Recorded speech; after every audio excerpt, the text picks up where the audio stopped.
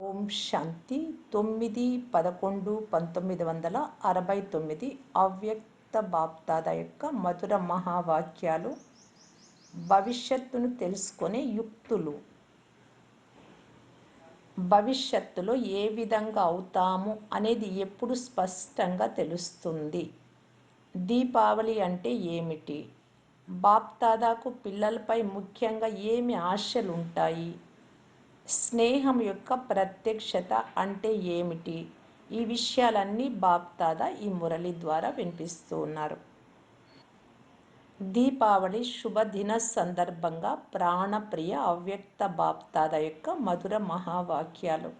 బాప్దాదా ఒక్కొక్క దీపాన్ని ఒక కాలం యొక్క దృష్టితో చూస్తున్నారా, లేక 3 కాలాల దృష్టితో చూస్తున్నారా? బాబా అయితే త్రికాలదర్శి మరియు దాదా కూడా త్రికాలదర్శియేనా? మీరు కూడా త్రికాలదర్శులేనా లేక తయారవుతున్నారా?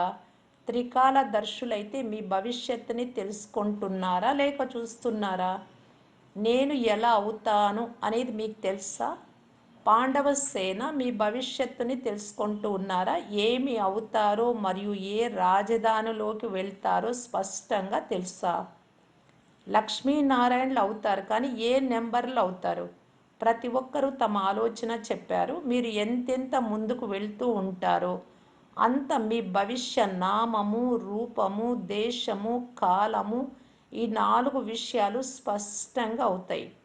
ఏ దేశంలో రాజ్యం చేస్తారు, ఏ పేరుతో, ఏ రూపంతో, ఏ సమయంలో అవుతారు, మరియు మొదటి రాజధానిలో ఎలా అవుతారు, ఇవన్నీ స్పష్టం అవుతాయి. రెండవ రాజధానిలో ఎలా అవుతారు, ఇలా పూర్తి జాతకం ఒక్కొక్కరికి స్పష్టం అవుతుంది, తెలిసిపోతుంది. బాప్దాదా ఎప్పుడు ఎవరిని చూసినా 3 కాలాలను చూస్తారు. మొదట ఎలా ఉండేవారు, ఇప్పుడు ఎలా ఉన్నారు, మరలా భవిష్యత్తులో ఎలా తయారవుతారు. కనుక ఒక్కొక్క దీపంలో 3 కాలాలను చూస్తున్నారు. ఒక్కొక్క ఆత్మలో మీకు 2 కాలాలు స్పష్టంగా తెలుసు. గతంలో ఏ విధంగా ఉండేవారు మరియు వర్తమానంలో ఏ విధంగా ఉన్నారు అని. కానీ భవిష్యత్తులో ఏ విధంగా అవుతారు అనేది, ఎంతెంత యోగయుక్తంగా అవుతారో అంత స్పష్టంగా తెలుస్తుంది. ఈ వర్తమానం అంటే ఇప్పటి సమయం. ఈ వర్తమానం వలె భవిష్యత్తు స్పష్టంగా కనిపిస్తుంది. వర్తమానంలో ఎప్పుడు కూడా అవునా కాదా అనే సంకల్పాలు రావు. ఏమిటో తెలియదు, ఈ విధమైన సంకల్పాలు కూడా రావు. అదేవిధంగా భవిష్యత్తు కూడా అంత స్పష్టంగా కనిపిస్తుంది. ఇలా ప్రతి ఒక్కరిలో స్పష్ట రూపంలో నెంబర్ వారీగా నష వస్తుంది. సాకారంలో తల్లి తండ్రి ఇద్దరికీ భవిష్యత్తు స్పష్టంగా ఉండేది. మమ్మ బాబాకు నామము, రూపము, దేశము మరియు కాలం కూడా స్పష్టంగా ఉండేది. ఏ సంబంధంలోకి వస్తారో ఆ సంబంధం కూడా స్పష్టంగా తెలుసు. ఇప్పుడు మనస్సులో కొద్ది మందికి కొన్ని వస్తూ ఉంటాయి, కానీ కొంచెం సమయం తర్వాత ఇది జరగనున్నది అని నిశ్చయ బుద్ధి అయి చెప్తారు. ఒకవేళ ఇప్పుడు మీరు చెప్పినా ఇతరులు నిశ్చయం పెట్టుకోవచ్చు లేదా పెట్టుకోకపోవచ్చు, నమ్మొచ్చు లేదా నమ్మకపోవచ్చు. కానీ కొద్ది సమయంలో మీ నడవడిక, మీ పురుషార్థము భవిష్యత్ చిత్రాన్ని రుజువు చేస్తాయి. ఇప్పుడు పురుషార్థము మరియు భవిష్య పదవికి కొంచెం తేడా ఉంది, కానీ సమయము మరియు మీ యొక్క పురుషార్థం రెండు సమానంగా అయిపోయినప్పుడు ఇక ఏ సంకల్పాలు రావు. మీరందరూ దీపావళి జరుపుకున్నారు. దీపావళికి ఏం చేస్తారు? ఒక దీపం నుండి అనేక దీపాలు వెలిగిస్తారు. అంటే అనేకుల సంలగ్నత ఒకరితో జోడింప చేయడమే దీపావళి. అందరి సంబంధము బాబాతో జోడింప చేయడం. ఒక్కొక్క దీపం యొక్క సంలగ్నతను ఒకే దీపంతో జోడింప చేయడమే దీపావళి. దీపంలో ఉండే అగ్ని ఏమిటి? సంలగ్నత ఉంటే అగ్ని ఉన్నట్లు, సంలగ్నత లేకపోతే అగ్ని లేనట్లు. కనుక దీపాలైన మేము సంలగ్నత అనే అగ్నితో వెలుగుతున్నామా అనేది చూసుకోండి. ఎన్ని రకాలైన దీపాలు ఉంటాయి, అవి ప్రపంచంలో కూడా ప్రసిద్ధంగా ఉంటాయి. ప్రతి ఒక్కరూ తమ ఆలోచన చెప్పారు. ఒకటి అంధకారాన్ని తొలగించి వెలుగునిచ్చే మట్టి యొక్క స్థూల దీపం. 2 ఆత్మ దీపం. మూడు కుల దీపం. మరి నాలుగవది ఏమిటి? ఆశా దీపం అంటారు కదా. బాబాకు పిల్లలపై ఆశ ఉంది కనుక నాలుగవది ఆశా దీపం. ఇలా 4 రకాలైన దీపాలు మహిమ చేయబడతాయి. ఇప్పుడు ఈ 4 రకాలైన దీపాలలో అందరూ ఎన్ని దీపాలు వెలిగించారు? బాప్దాదాకు పిల్లలపై ఏవైతే ఆశలు ఉన్నాయో ఆ దీపాన్ని వెలిగించారా? మట్టి దీపాలైతే అనేక జన్మలు వెలిగించారు. ఆత్మ దీపం వెలిగిందా? ఈ 4 రకాలైన దీపాలు వెలిగినప్పుడే దీపావళి జరుపుకున్నట్లు భావించండి. కుల దీపము ఆరిపోయేటటువంటి ఏ కర్మ చేయకూడదు. బాప్ దాదా పిల్లలపై ఏవైతే ఆశలు పెట్టుకున్నారో ఆ ఆశా దీపం ఆరిపోయే విధంగా ఏ నడవడిక ఉండకూడదు. ఏకరసమైన మరియు అచంచలమైన స్థిరమైన ఈ దీపాలన్నీ వెలుగుతున్నాయా?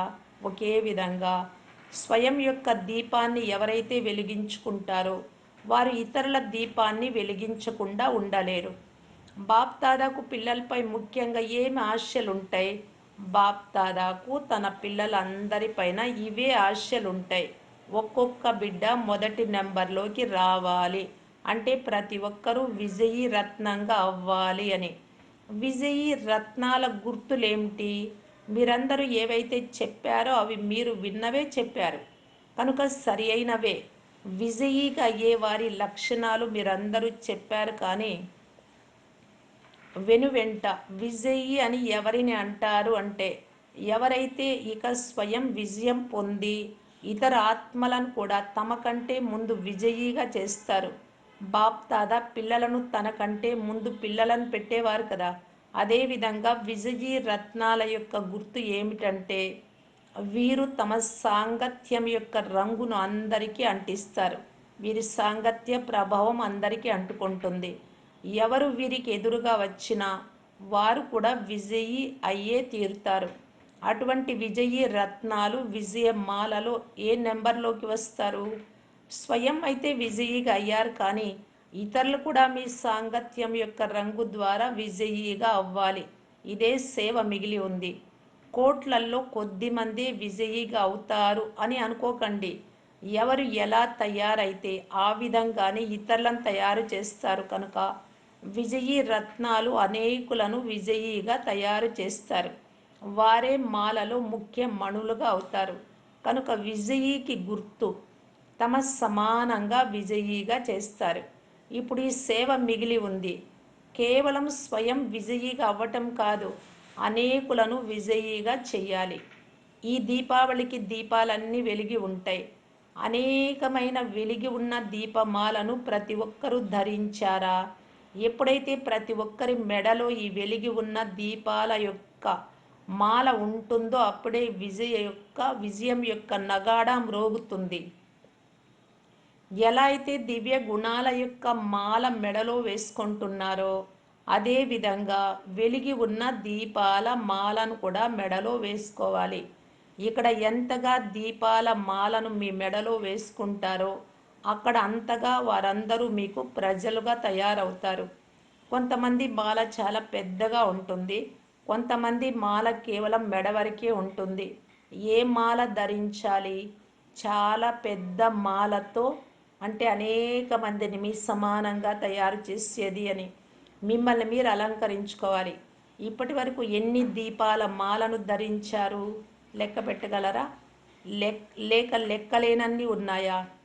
బాగా వెలిగి ఉన్న దీపాలే అందరికీ ఇష్టం అనిపిస్తాయి. టిమ్ టిమ్ అనేవి వెలుగుతూ ఆరిపోతూ ఉన్నట్టుండేవి మంచిగా అనిపించవు. మధువనం పూలలో ఏం విశేషత ఉంది? పేరే మధువనము కనుక మొదటి విశేషత మధురత. మధురత అనేది ఎవరినైనా హర్షితంగా చేయగలదు. మధురతను ధారణ చేసేవారు ఇక్కడ కూడా మహాన్గా అవుతారు మరియు అక్కడ కూడా పదవిని పొందుతారు. మధురత కలిగిన వారిని అందరూ గొప్పగా చూస్తారు కనుక ఇక్కడ మనకి మధురత యొక్క విశేషత గుణం ఉండాలి. మధురత ద్వారానే మధుసూదనుడైన తండ్రి పేరును ప్రఖ్యాతి చేయగలరు. పేరు మధువనం. మధు అంటే మధురత. మరియు వనంలో ఏ విశేషత ఉంటుంది? వనంలోకి వైరాగ్య వృత్తి ఉన్నవారు వెళ్తారు కనుక బేహద్దు వైరాగ్య బుద్ధి కూడా కావాలి. మధురత, బేహద్దు వైరాగ్యం. దీని ద్వారా మొత్తం అన్ని విషయాలు వచ్చేస్తాయి. మరియు మిమ్మల్ని కాపీ చేయడానికి ఇక్కడికి వస్తారు. వీరు ఈ విధంగా ఎలా తయారయ్యారు అని అందరూ ఆలోచిస్తారు. మధువనం అంటే మధువనమే అని అందరి నోటి నుండి వస్తుంది. కనుక ఈ రెండు విశేషతలు ధారణ చెయ్యాలి. వీటినే మరో మాటలో స్నేహము మరియు శక్తి అంటారు. మీ అందరికీ అందరికంటే ఎక్కువ స్నేహం బాప్దాదాపై ఉంది కదా. అలాగే బాప్దాదాకు కూడా మధువనం వారిపై విశేష స్నేహం ఉంటుంది. ఎందుకంటే ఎలా ఉన్నా కానీ సర్వస్వ త్యాగులు కదా, అందువలన ఆకర్షిస్తూ ఉన్నారు. కానీ ఇప్పుడు ఈ సర్వస్వ త్యాగంతో పాటు స్నేహము మరియు శక్తిని నింపుకోవాలి. కనుక ఏ విశేషత నింపుకోవాలో అర్థమైందా? కుమారీలు అద్భుతం చేసి చూపించాలి. కుమారీల ప్రతి కర్తవ్యం అద్భుత యోగ్యంగా ఉండాలి. సంకల్పము, మాట మరియు కర్మ అద్భుతంగా ఉండాలి. కుమారీలు పవిత్రంగా ఉన్న కారణంగా తమ యొక్క ధారణను వేగంగా చేసుకోగలరు. అద్భుతమైన కర్తవ్యం చేసి చూపించాలి. ప్రతి ఒక్కరి నోటి నుండి వీరి కర్తవ్యం చాలా అద్భుతమైనది అనే మాట రావాలి. ఎలా అయితే బాప్దాదా యొక్క ప్రతి మాట వింటూ ఈరోజు మురళి చాలా అద్భుతంగా ఉంది అని అంటారు కదా, అదేవిధంగా కుమారీల ప్రతి కర్మ కూడా ఈ విధంగా అద్భుతంగా ఉండాలి. బాప్దాదాను అనుసరించాలి. ప్రయత్నిస్తాము అని చెప్పకూడదు. ఎంతవరకు ప్రయత్నం అనే మాట అంటారో అంతవరకు ఆకర్షణ మూర్తిగా కాలేరు. ఆకర్షణ మూర్తిగా కావాలి అంటే ప్రయత్నిస్తాను అనే మాటను శాశ్వతంగా సమాప్తం చేయండి. ఇప్పుడు ఆకర్షణ మూర్తిగా కావాలి అంటే ఫాలో ఫాదర్ చేయాలి. బాప్ దాదా ఎప్పుడైనా ప్రయత్నిస్తాను అని అంటారా? మరి మీరెందుకు ప్రయత్నం చేస్తాము అని అంటూ ఉన్నారు? కుమారీలు అద్భుతం చేస్తే సాథి అయిన బాబా కూడా సహాయం చేస్తారు. లేకపోతే మీకు తోడుగా ఉండే బాబా సాక్షిగా అయిపోతారు. కనుక తోడు అయిన బాబాను సదా తోడు ఉంచుకోవాలి. లేకపోతే బాబా సాక్షిగా ఉంటారంతే. సాక్షిగా ఉండడం ఇష్టమా, లేక మీకు సాథీగా జతలో ఉండడం ఇష్టమా? ఎవరైతే శ్రమ చేస్తారో వారికి ఫలం కూడా ఇక్కడే లభిస్తుంది. ఇక్కడ స్నేహము మరియు భవిష్యత్తులో పదవి లభిస్తుంది. అందరికీ స్నేహి కావటానికి శ్రమ చేయాలి. ఎవరు ఎంతగా శ్రమ చేస్తారో వారు అంతగా స్నేహిగా అవుతారు. సమయానికి స్నేహియే జ్ఞాపకం వస్తారు. కొన్ని విషయాలలో శ్రమ జ్ఞాపకం వస్తుంది. బాబా కూడా ఎందుకు జ్ఞాపకం వస్తారు? శ్రమ చేశారు కనుకే స్నేహం ఉంది. శ్రమతో స్నేహిగా కావాలి. ఎంత ఎక్కువగా శ్రమ చేస్తారో అంత సర్వులకు స్నేహి అవుతారు. శ్రమకు ఫలితమే స్నేహం. ఎవరు ఎంత శ్రమ చేస్తారో వారిని అందరూ స్నేహ దృష్టితో చూస్తారు. శ్రమ చేయని వారిని స్నేహ దృష్టితో చూడరు. విద్యార్థులు టీచర్ యొక్క గుణాలను తప్పక ధారణ చేయాలి. స్నేహమే సంపూర్ణంగా చేస్తుంది. స్నేహంతో పాటు మరల శక్తి కూడా కావాలి. స్నేహము శక్తి రెండు కలిసిన స్థితి అతీతంగా మరియు అతి ప్రియంగా ఉంటుంది. ఎవరితో స్నేహం ఉందో వారి సమానంగా అవ్వాలి. ఇదే స్నేహం యొక్క ప్రత్యక్షత. కనుక దీనిలో మిమ్మల్ని మీరు ఎంతవరకు సమానతకు సమీపంగా వచ్చాము అనేది పరిశీలన చేసుకోండి. ఎంతెంత సమానతకు సమీపంగా వస్తారో అంతగా కర్మాతీత స్థితికి సమీపంగా చేరుకున్నట్లు భావించండి. ఇదే సమానత యొక్క మీటర్. మీ కర్మాతీత స్థితిని పరిశీలించుకోవాలి. కేవలం స్నేహం ఉంచుకుంటే సంపూర్ణం కాలేరు. స్నేహంతో పాటు శక్తి ఉంటే స్వయం సంపూర్ణంగా అయ్యి ఇతరులను కూడా సంపూర్ణంగా చేయగలరు. ఎందుకంటే శక్తి ద్వారా ఆ సంస్కారం నిండుతుంది. కనుక ఇప్పుడు స్నేహంతో పాటు శక్తిని కూడా నింపుకోవాలి. అందరి మనస్సులను ఏ గుణం ద్వారా జయించగలరు? అందరినీ సంతుష్టం చేయాలి. బ్రహ్మబాబాలో ఈ విశేష గుణం ఉండేది. దానిని మీరు అనుసరించాలి. మిలిటరీ వారికి బెడ్డింగ్ ఎప్పుడూ తయారుగా ఉంటుంది. అలాగే సంకల్పం అనే బెడ్డింగ్ కూడా తయారుగా ఉంచుకోవాలి.